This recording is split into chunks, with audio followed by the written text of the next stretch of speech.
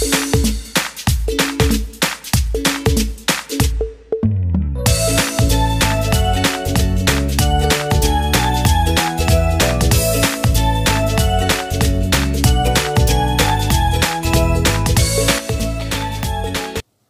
विद्यार्थी मित्रांनो, व्हिडिओच्या पार्ट 2 मध्ये तुमच्या सगळ्यांचं स्वागत।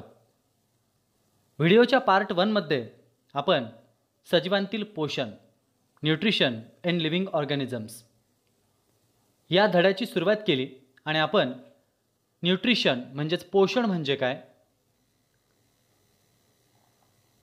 स्वयंपोषी वनस्पती ऑटोट्रॉफिक प्लांट्स म्हणजे काय, ते कशा प्रकारे फोटोसिंथेसिस करतात, प्रकाश संश्लेषणाच्या सहाय्याने स्वतःचं अन्न कसं तयार करतात, वनस्पतींमधील वहन व्यवस्था कशी आहे, ट्रान्सपोर्टेशन इन प्लांट्स, मग त्यातील जलवाहिन्या, रसवाहिन्या यांचा आपण अभ्यास केला आणि त्यानंतर वनस्पतीला आवश्यक असणारे घटक आणि ते कुठून मिळवतात याची माहिती पाहिली। नायट्रोजन वनस्पती कसं मिळवतात, त्याचं वातावरणीय स्थिरीकरण, जैविक स्थिरीकरण कशा पद्धतीने होतं हे आपण पाहिलं। आजच्या या व्हिडिओमध्ये आपण पाहणार आहोत सहजीवी पोषण म्हणजेच सिम्बायोटिक न्यूट्रिशन। सिम्बायोटिक न्यूट्रिशन म्हणजे काय आणि हेटेरोट्रॉफिक प्लांट्स, इन्सेक्टिव्हरस प्लांट्स आणि सॅप्रोफायटिक प्लांट्स एवढेच मुद्दे आपण पाहणार आहोत। सुरुवात करूया आजच्या व्हिडिओला, काळजीपूर्वक लक्ष द्या। सिम्बायोटिक न्यूट्रिशन म्हणजेच सहजीवी पोषण। In some cases, two or more than two different types of plants live together to fulfill their needs of nutrition, protection, support, etc. With each other's help, this type of nutrition is called symbiotic nutrition. दोन किंवा अधिक सजीव जेव्हा एकमेकांच्या सोबत राहतात, एकमेकांच्या गरजा भागवण्यासाठी, पोषणाच्या, संरक्षणाच्या, आधाराच्या, एकमेकांच्या गरजा भागवणाऱ्या या सजीवांना सिम्बायोटिक न्यूट्रिशन या पद्धतीला असं सिम्बायोटिक न्यूट्रिशन म्हणजेच सहजीवी पोषण, एकमेकांचं पोषण करायचं अशा पद्धतीची व्याख्या दिलेली आहे। Some fungi grow around the roots of some other plants. These plants supply nutrients to the fungi and in turn fungi supply minerals and water to the plants. Some fungi and algae live together. The fungi provides water, minerals as well as shelter to algae.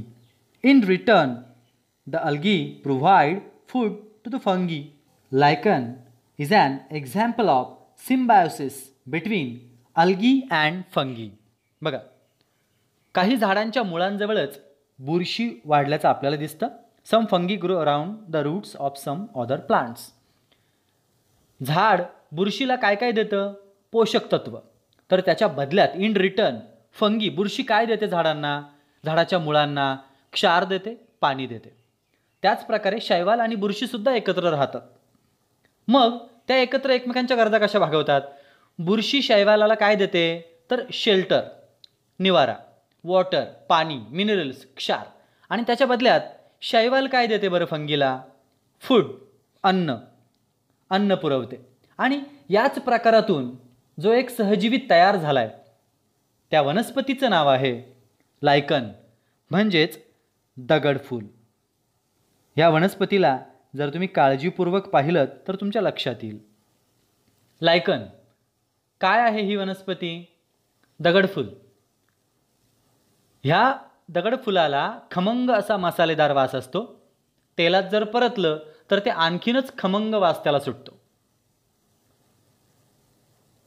पाणी, प्रकाश, हवा अशा प्रकारची मूलद्रव्य वनस्पतींच्या मुख्य गरजा आहेत।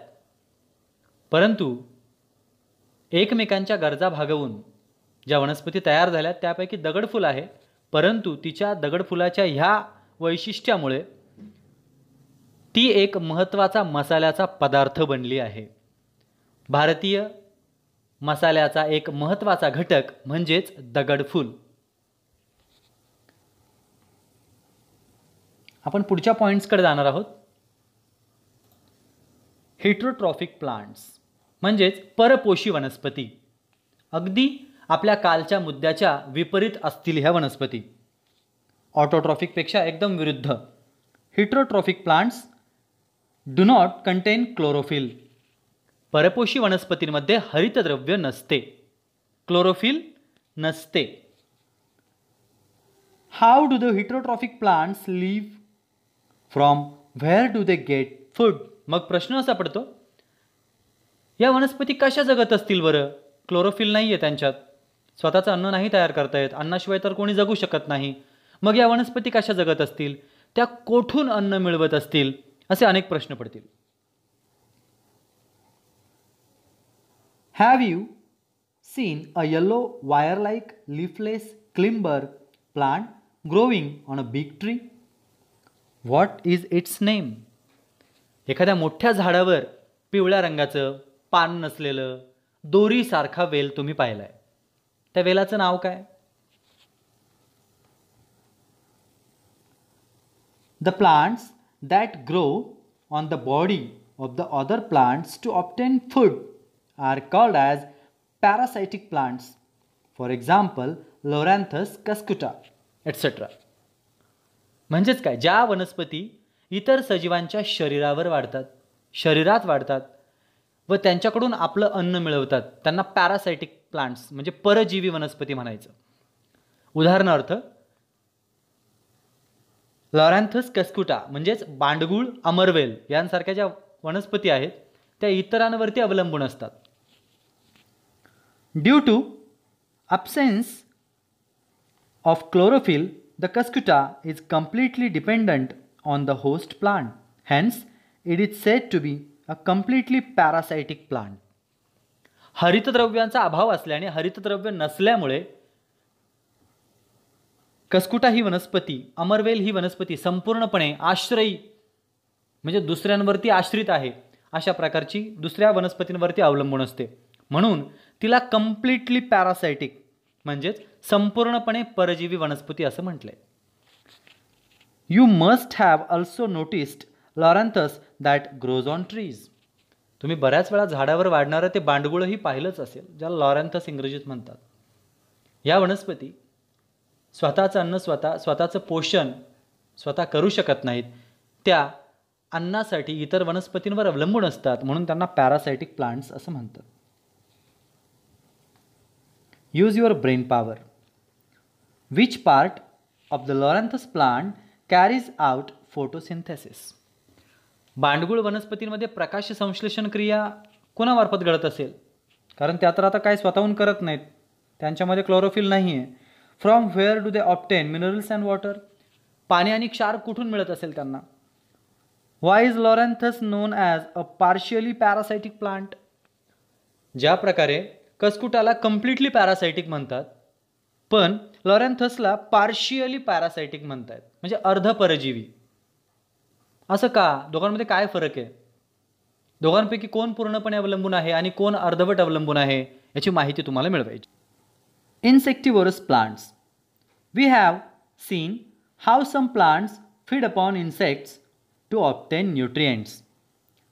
These insectivorous plants generally grow in soil or water deficient in nitrogen compounds. The plant body of the Drosera burmuni has a flower-like appearance. बघा, जाणून घेऊया आधी आपण. काही वनस्पती ह्या कीटक भक्षण करून स्वतःचं शरीर, त्यात असलेली कमतरता भरून काढतात. जसं की आपण वरच्या एका पॉईंटमध्ये पाहिलं, नायट्रोजन लागतं प्रत्येक वनस्पतीला, आणि हे नायट्रोजन जमिनीतून कशा प्रकारे मिळतं त्याचा आपण अभ्यास केला. पाण्यामध्ये कशा प्रकारे ते नायट्रिक आम्ल मिक्स्ड होऊन येतं.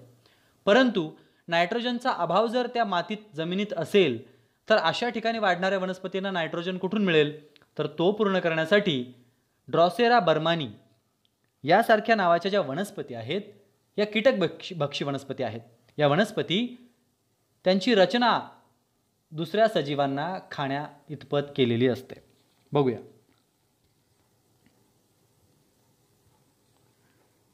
It grows close to the ground. Its leaves are attractively pink or red in color with hairs at the margin. Droplets of a sticky substance found at the tips of the hairs attract insects.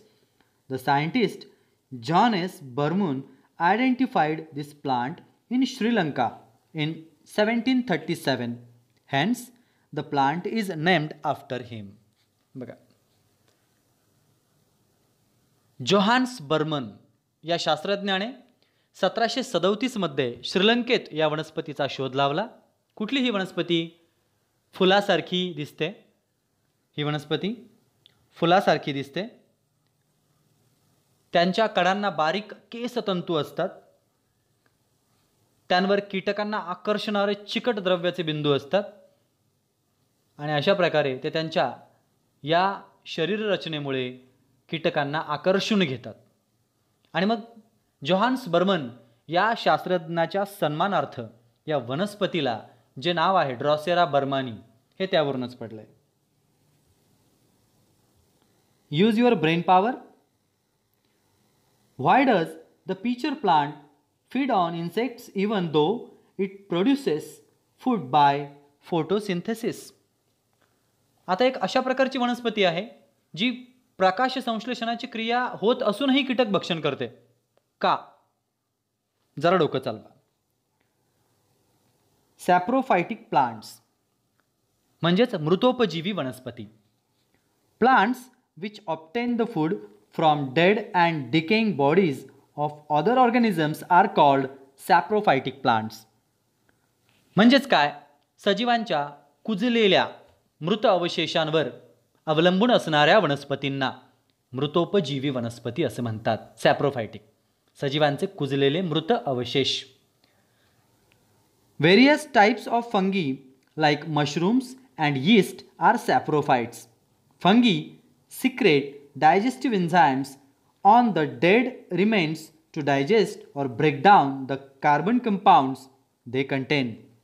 The resulting solution is absorbed to obtain nutrients. कवक गटातल्या काही ज्या बुरशी, भूछत्र या मृत अवशेषांवर जगणाऱ्या काही वनस्पतींची नाव आहेत. मृत अवशेषांवरती या वनस्पती एका प्रकारचं सोल्युशन, लिक्विड, पाचक रस सोडतात. त्या रसामुळे त्यातील कार्बनी पदार्थांचं विघटन होतं.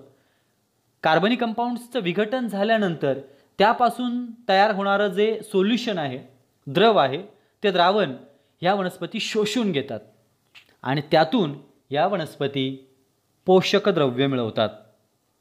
इंटरेस्टिंग आहे. अशा प्रकारे आज आपण काही वेगवेगळ्या प्रकारच्या प्लांट्सचा अभ्यास केला आहे. सॅप्रोफायटिक प्लांट्स, इन्सेक्टिव्हरस प्लांट्स, हेटेरोट्रॉफिक प्लांट्स आणि सिम्बायोटिक न्यूट्रिशन. आजचं हे व्हिडिओ सेशन आपण इथेच थांबवतोय. ह्या लेसनचा आणखी उर्वरित भाग बाकी आहे, तो आपण व्हिडिओच्या नेक्स्ट पार्ट 3 मध्ये घेणार आहोत. तोपर्यंत गुड बाय.